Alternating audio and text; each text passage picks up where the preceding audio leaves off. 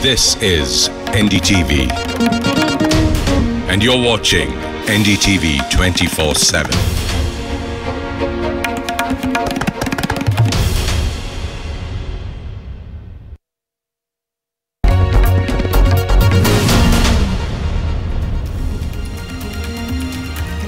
Hello and welcome to our special coronavirus show. This is where we take your questions on COVID-19 over the next half hour. We're joined by medical experts from around the country who will be answering your questions and ours on COVID-19 as India is now on day 15 of its nationwide lockdown, and questions abound on what next for the country. Is there going to be a staggered exit policy? Is there going to be some easing of restrictions? What will all of those mean in the longer term battle against the disease? We're being joined right now by Dr. S. Balaji. He's a cardiologist and a consultant with Ramakrishna Hospital in Coimbatore. We're also being joined by Dr. Dhiman Kahali, who is a cardiologist with the B.M. Birla Heart Research Center in Kolkata. The first caller, I believe, is on the phone line with us right now, and we have with us Sanat Goswami from Kolkata, in fact. Go ahead, Sanat. Yes, good morning, Ankita. Good morning. I have got two questions. The first question is... Sanat, if I may actually request you to keep it to just one question. We do need to accommodate as many callers as we can.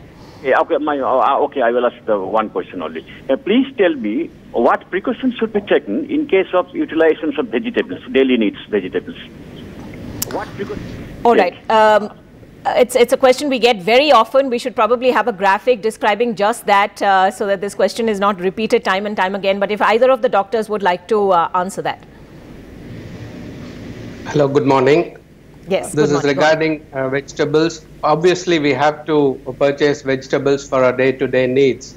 And when we go out, there's a small risk that somebody might have infected the vegetables. But again, the important thing is to come, wash the vegetables, and then very important to again wash your hands with soap and water for 20 seconds once that is done. That will take care of most of the chance of infection happening. All right. I hope that was a sufficient answer to that question. As we said, we're going to have a graphic with responses to those frequently answered questions that we get on the show. One question that I would like to ask at this point, there's been a lot of talk in recent days, Dr. Kahali, if you would like to answer this, that countries that did not have a BCG vaccination policy has actually seen 10 times greater incidence of mortality from COVID-19 compared to countries that do. Now, this is that the vaccine for tuberculosis that is administered at birth in countries that have historically suffered from this disease. India is one of them. Can the BCG vaccine actually have an effect in terms of how people are responding once they get COVID-19? You see, it's a very important question, and as from yesterday evening, or rather for the last 2 to 3 weeks, we have been noticing. And yesterday, Ashish was there in your channel, and as there was some discussion regarding the BCG vaccination, because it has been found in his paper, because he's a uro-oncosurgeon, yes. And they give in bladder cancer cases BCG vaccination as a prophylactic measure. So, it has been found that who has taken the BCG vaccination, or in countries where it is done universally, as it is done in India, one of our countries, and you know, the incidence is only 35 out of 1 million people, 35 to 38, as opposed to 358 in countries like US and other advanced countries where BCG is not being given as a routine practice. Yeah. And also the mortality is 4.4 in countries per million, in countries where it is done, you know, mortality is so low where BCG vaccination is given. But in countries where it is not practiced, it is as high as 40. So it is 10 times higher, both mortality or fatality and also the incidence. So it's a blessing in disguise for us, but it's just a postulation. Let us find how it behaves, and it has been told regarding influenza vaccine also that who has been given the influenza vaccine, though it doesn't give a full protection, but to a certain extent the persons are protected. But would you recommend that people get an influenza vaccine now at this point, or no, at this point I won't advise, because it takes some time and there is no evidence that because we practice evidence-based medicine, and there is no evidence that giving influenza vaccine can totally prevent the occurrence of this COVID-19 virus infection. Rather, we should adhere to the norms which you have been seeing in your different channels, and I think those are much more important. That's the non-medical practices we should adhere to. Right. Raman is calling us from Chennai this morning. Raman, go ahead. Yes. Good morning to you all. Morning. Go ahead with your question, Raman. Yes. Shall I ask the question? Yes, please. Shall I ask the question? Yes, please ask your question, Raman. We're waiting. Good morning to you all. Good morning. Does this virus in infected cases? Yes. Yeah. Does this virus in all the infected cases end up in respiratory problems, or end up in respiratory problems, or it fades off in some stages? Okay. Dr. Balaji, if you'd like to answer that question, will every case of COVID-19 end up with respiratory issues or respiratory distress? See, the two common symptoms which happen with this virus are fever, cough, and then breathlessness. As you know, the incubation period for this virus is about 2 to 14 days, and commonly it starts around 4 to 5 days. And majority of patients will develop fever and a cough. However, in 80% of the patients, the disease is very mild, and there may be only mild fever or cough. There's another 15% of patients in whom the disease can be severe, causing mild breathlessness and so on. And in another 5% of patients, the breathlessness might be very much when pneumonia happens, and these are the patients who will need ventilation and ICU care. So not all patients will develop breathlessness. 15 to 20% of patients can develop mild breathlessness, and among these 5% of patients may need ventilation. So not everybody will need ventilation. 80% of patients are going to get away with a mild disease. Right. All right. One more caller. Nayan is calling us from Noida this morning. Nayan, go ahead. Yeah. Good morning.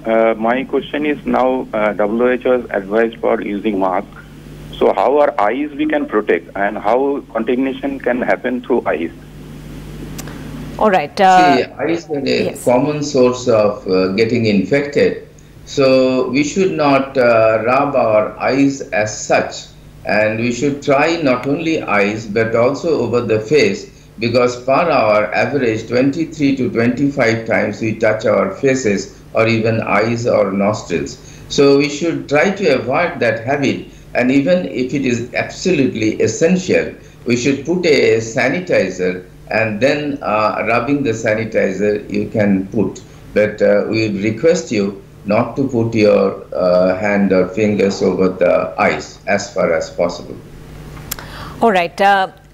Do we have Dr. Rishi Shukla also with us?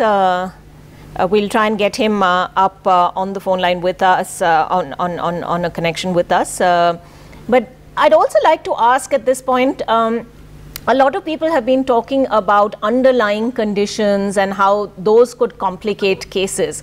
Dr. Kahali, if you would want to respond to that. I mean, we were hoping to have an endocrinologist on the show also. Diabetes is something that is a very common condition for so many people here in this country. How much of a complicating factor is diabetes, for instance? Should I answer? Yeah, sure. Go ahead. Okay. So, it has been found from the global experience that first of all, we knew from the Wuhan experience from China that the patients who died or who didn't do well, they were majority from diabetic or hypertensive or having some chronic obstructive lung disease or some cardiovascular disease or history of cerebral stroke. So these are the people, and there has been some publication in peer-reviewed journals as well, that patients who have other comorbid conditions and especially the elderly patients, elderly persons who get the infection, they do not do well. As we have the experience from France and Italy, because France is told to be the best country so far healthcare is delivered, and Italy is second. But we have seen that the number of deaths is very high over there because the number of elderly population is much more. And the average age of death in Italy is 80 years. And we have seen even patients aged more than 101 years have come back from the corona hospital in a very good way. So we should be very careful, especially the elderly and the persons who have hypertension, diabetes, chronic obstructive lung disease or associated heart condition. We should be very, very careful, and we should do the social distancing very well, and we should put face mask, we should wash our hands, and we should be very careful. And we should ask also the younger individuals of the house or the children not to go to the elderly population who are more than 60 years of age as a preventive measure. Thank you. That, I think, is something that is being stressed continuously. The elderly have to be isolated further because they are at greatest risk. Archana is joining us from Mumbai this morning. Archana, go ahead. Good morning, doctors. Will you please tell me, is hydroxychloroquine is useful?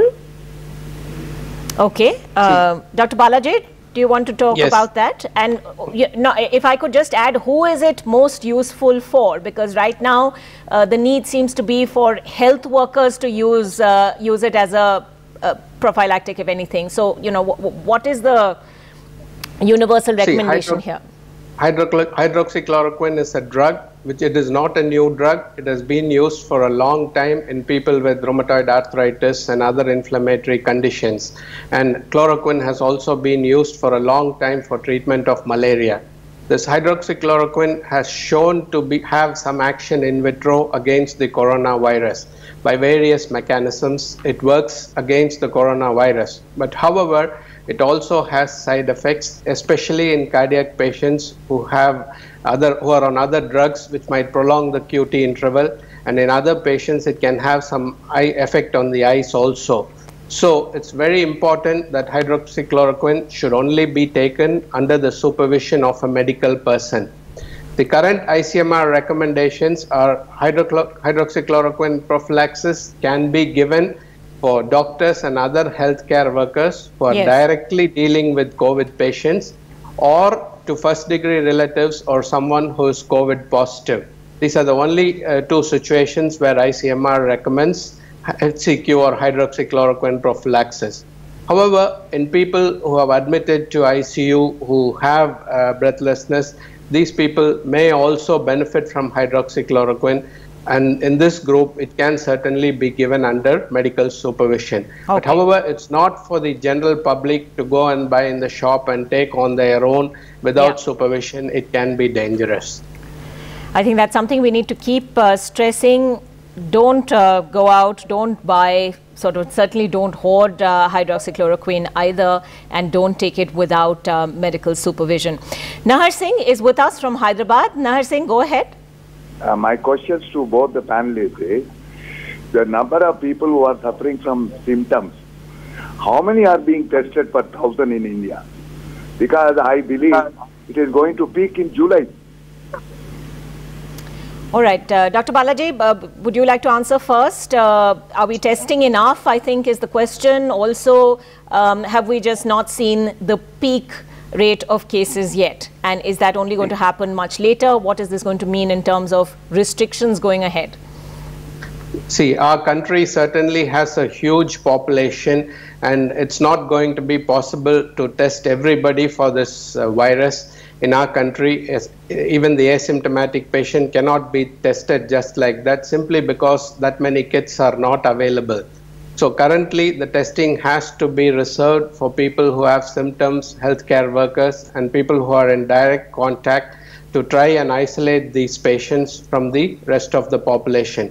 Random whole population screening is not going to be feasible.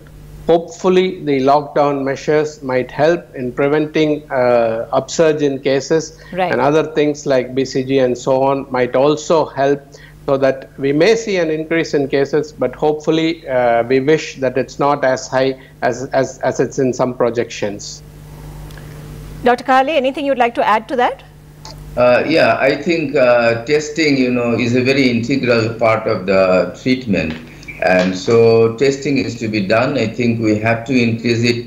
And fortunately, central government and the local governments have been very proactive in increasing the number of the tests of the affected person. So we have to increase the number of testing. Not only they tell about 5 T's, that's testing, treating, tracing, and then tracking of these patients. And that's very important to follow all this. And the number which looks to be little down in our country, that's a very good thing, maybe because of different reasons, because there are some postulations from Massachusetts Institute. There has been a paper, which is a peer-reviewed one, that above the temperature of 32 degrees Celsius, the virus doesn't survive.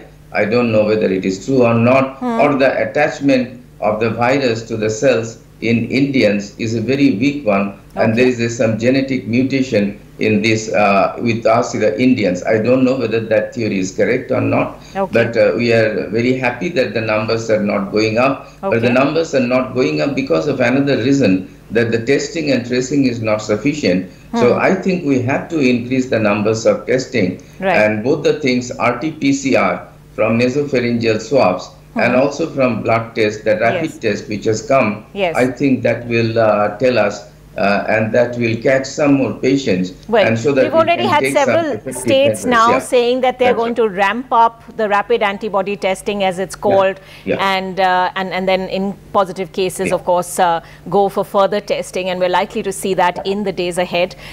We will take a very quick break at this point, but be back with all our viewers' questions in just a moment. Stay with us.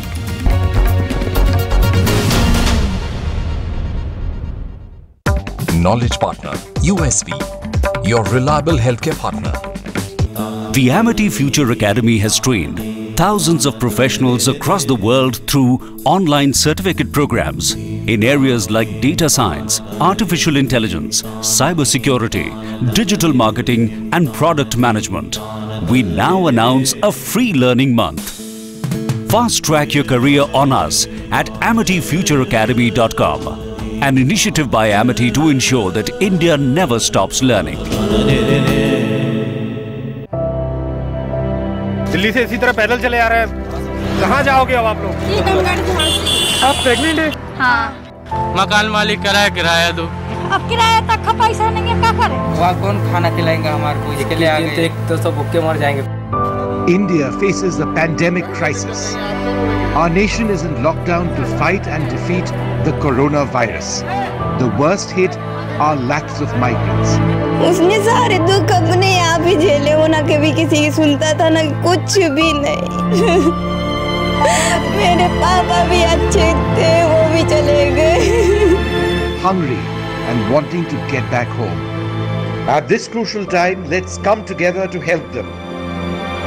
Join the NDTV Oxfam India Telethon India for All to raise funds for migrant workers. Today, 7 to 9 p.m. on NDTV.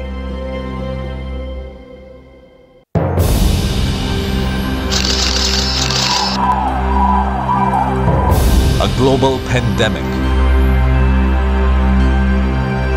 A killer virus. But India is fighting back.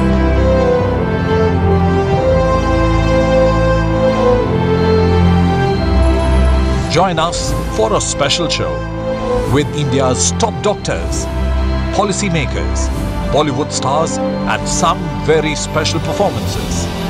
Dettol NDTV India coming together against COVID-19. नए दौर में लिखेंगे मिलकर नई कहानी।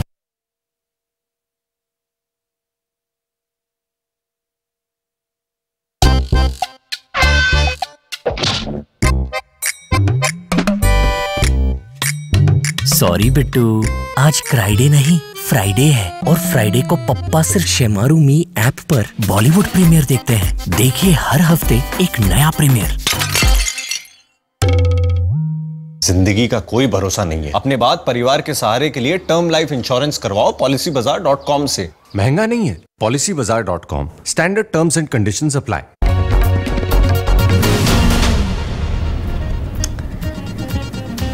Welcome back. Let's go straight to our latest caller. AC Singh is on the line with us from Delhi. AC Singh, go ahead.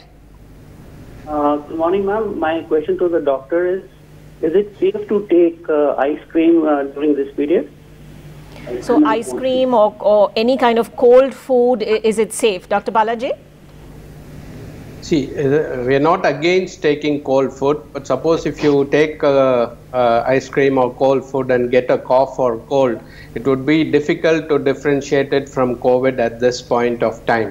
So there's no harm in taking cold food, but however, be careful so that you don't get an infection from other sources, because even a normal infection, viral infection, could be confused with COVID at this point of time, and it would be difficult to get a treatment from many of the hospitals, as a lot of them are not catering at this point of time.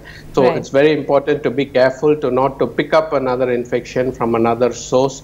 So be careful about what you eat and try to avoid outside food as much as possible at this point of time. All right, let's get another caller in. Mukesh calling us from Mumbai. Mukesh, what's your question? Yeah, my question is like fever and cough is like mandatory symptoms for COVID, or if somebody is facing little difficulty in breathing can also have COVID. Dr. Kahali, Can you repeat the question? He's asking whether fever and cough are mandatory symptoms. He's saying, are you always going to have those symptoms when you have COVID-19? As you have been showing that in 80% of the patient, the disease is asymptomatic. So we don't have to worry much about it, but we should not neglect it also. But in 20% of the cases, there are symptoms of the disease, and it starts usually with cough. And then there is fever. In 90% of the patient, there is fever, and there may be breathlessness in some 70 to 80% of the patient. And then it involves the lung. And when it involves the lung, sometimes there is a lot of damage to the lungs. It's not just like the ARDS, the actual pathology which they have been finding in US and Europe, that they block the pulmonary arterioles, means the small arterioles, small arteries in the lung tissue, and there is some infarction thereof, and that causes the damage. And it is something different from the adult respiratory distress syndrome. But okay, there may be some features of ARDS later on, and there may be intermingling and intermixing of both. And in 20% of the patients, they affect the heart. And that's a problem. So let me understand, Dr. Kahali, and to just make this simpler for our average viewer, because I think many of them will not understand the technical medical terms. Would you say that it could affect, in fact, the lungs even without any apparent symptoms that are visible? That is the danger of the virus, as Antonio Fauci, who is a leading epidemiologist and infectious disease specialist in US and heading the team there, he tells that I don't know anything about the virus even after 50 years of exposure in this field. Because sometimes the patient is totally asymptomatic, suddenly he gets high fever, breathless, and suddenly has to put to the ventilator. So this disease is dreaded, this disease is lethal, and therefore we are requesting everybody for social distancing and for non-medical measures to take place, because the treatment is also not very florid, I should tell, regarding hydroxychloroquine. He has commented that it is of anecdotal value. So self-isolation, social distancing, all of these are as effective, if not more, than medical ways in which to protect yourselves. All right, Jyoti calling us from California this morning, I'm told. Jyoti, go ahead. Hi, good morning. Hi, doctors. So I have a question. Like we are protecting ourselves with a mask, and we are avoiding, touching our eyes and etc. with hands and etc. But what if the droplets directly fall into our eyes? So how do we protect our eyes? All right, Dr. Balaji.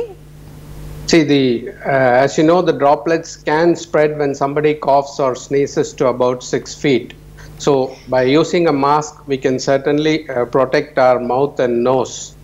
And these droplets can get in through the mucous membrane in our eyes also. So it's very important, again, if something happens, then to wash your eyes again with water and try to, that's why medical personnel are advised to wear goggles and spectacles so that, and a face shield so that they can protect the droplets from entering into their eyes. But for the common man, again, it's better to be 6 feet away from somebody so that we can try to minimize the contamination to our eyes. All right. One question coming in from Nasik this morning. Prakash wants to know, he's in fact just got married. He's asking whether he should be thinking about having children at this point, or should he sort of postpone the decision? You know, Dr. Balaji, if you'd like to. Requesting young couples not to have children at this point and to wait for another 4 to 6 months, because there is possibility for both the mother and the newborn to get infected, though that's not always happen, but that can happen. And so we are requesting not to become pregnant at this particular point, if possible, and to wait for another 4 to 6 months. All right, that's important advice. I'd like to thank both of you for joining us this morning. It's all we have time for, and thank you all for calling in with your questions. Remember, we'll be here at 8:30 every morning to take your latest questions on COVID-19. Thanks for watching.